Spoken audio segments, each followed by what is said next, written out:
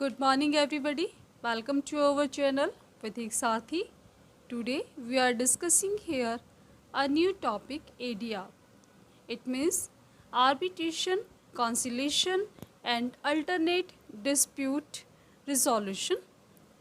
और इस सब्जेक्ट को डिस्कस करने के लिए हमारे साथ यहाँ मनोज सर उपस्थित है। मनोज सर के साथ इस विषय पर हम लोग डिस्कस करेंगे। नमस्कार सर। जी नमस्कार मैम।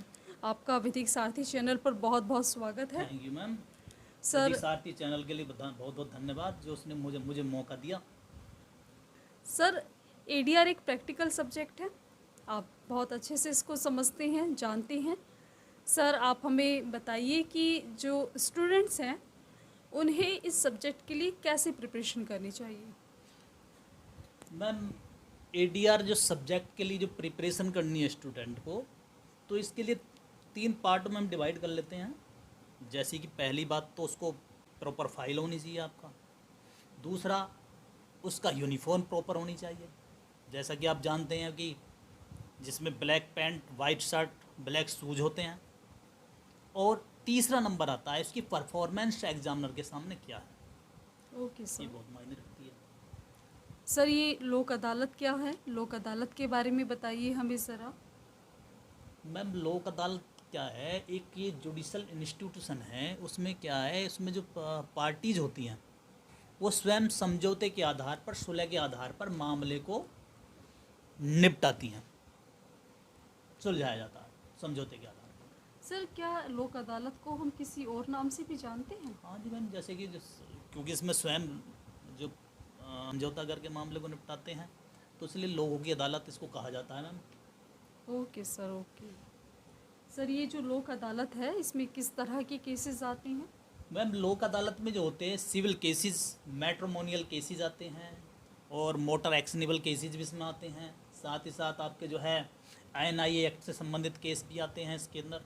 साथ ही साथ इनमें पिटी क्रिमिनल ऑफेंसेस भी आते हैं इसमें, जिनमें आपका जो कंपाउंडेबल होते हैं, जिनमें समझौता किया जा सकता है। सर ये लोक अदालत कितनी तरह की होती है। को लोक अदालत जो है आपका मोबाइल लोक अदालत, दिल्ली लोक अदालत, नेशनल लेवल लोक अदालत, मेगा लोक अदालत, परमानेंट लोक अदालत। ओके सर, लोक अदालत और सिविल कोर्ट इन दोनों में अंतर क्या है, इसे बताइए हमें आप।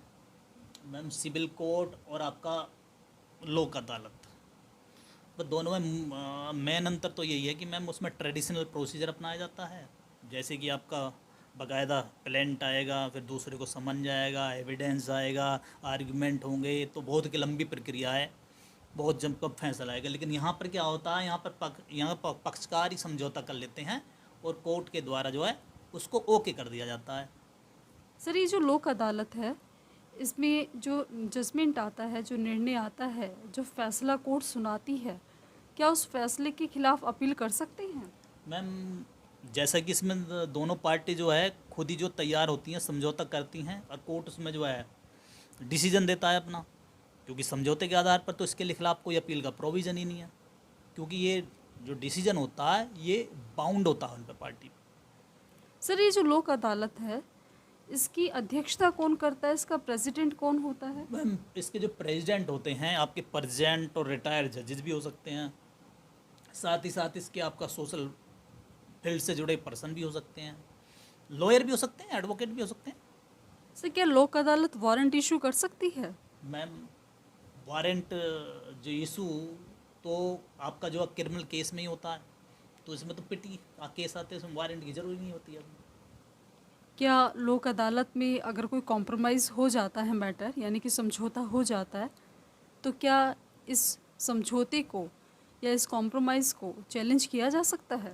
मैम चैलेंज तो अपील का तो हम पहले ही हमने डिस्कशन किया था, अपील का तो प्रोविज़न है नहीं इसमें। लेकिन हमारे कॉन्स्टिट्यूशन के 2 आर्टिकल हैं आपके, एक आपका 226 और आपका 227। यदि कोर्ट को लगता है कि कोई इसके प्रॉपर रीज़न है उसके चैलेंज के, तो उसको चैलेंज कर सकते हैं।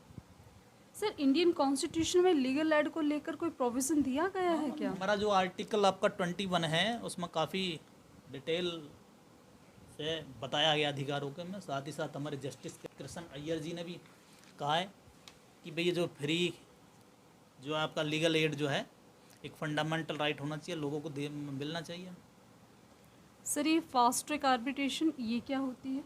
मैम ये फास्ट ट्रैक का आर्बिट्रेशन जो होता है, इसको पहले नहीं था हमारे इस एक्ट में, 2015 में इसमें अमेंडमेंट करके इसे जोड़ा गया है।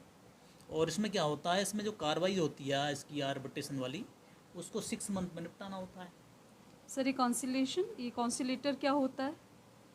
कॉन्सिलेटर मैम, कॉन्सिलेशन की जो कार्रवाई होती है उसमें जो एक पर्सन जो होता है जिसको पार्टियां अपॉइंट करती हैं, जो तीसरा उनमें दोनों पार्टियों में जो समझौता कराता है, दोनों भी डिस्प्यूट जो होता है उसमें समझौता कराने की कोशिश होता है, उसे बोलते हैं कॉन्सिलेटर।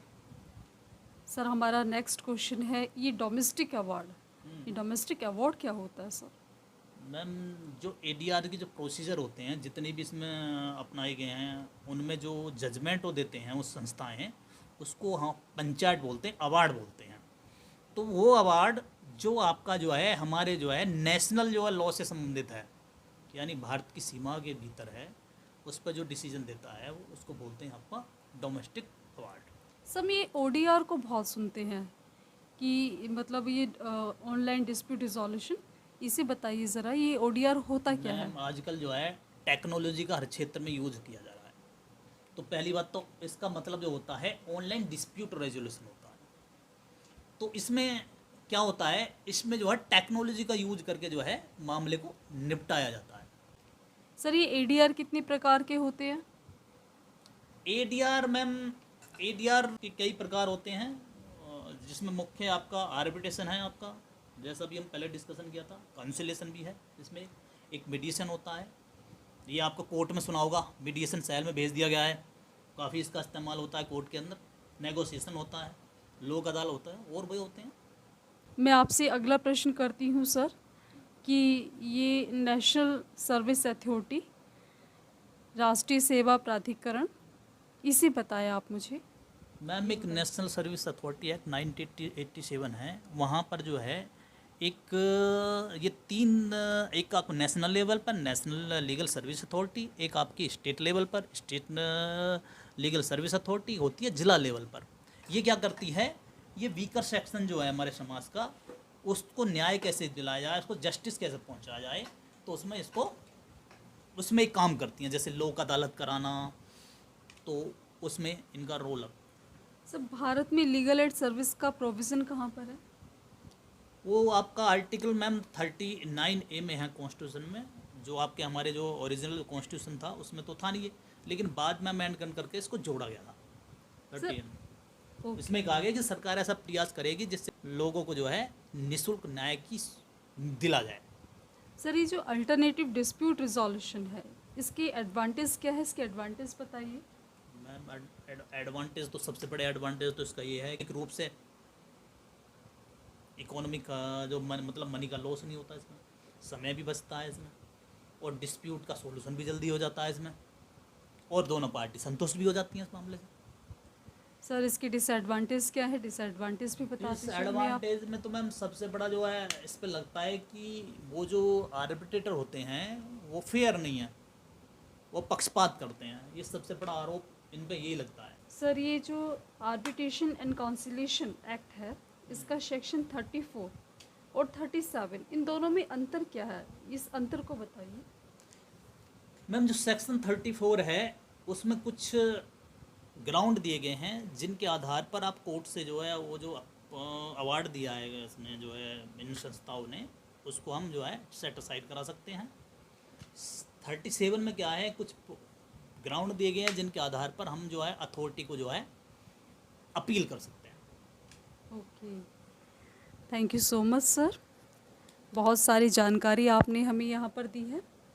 मैं विधिक सारथी चैनल की तरफ से आपका बहुत बहुत धन्यवाद करती हूँ, और इस धन्यवाद के साथ मैं इस वीडियो को यहीं विराम देती हूँ। और अगर आप लोगों को हमारा ये टॉपिक पसंद आया है, ये विषय, ये डिस्कशन अगर अच्छा लगा है, तो प्लीज़ आप सभी हमारे इस चैनल को लाइक कीजिए, सब्सक्राइब कीजिए एंड शेयर कीजिए। मिलते हैं इस वीडियो के सेकंड पार्ट में। Thank you so much.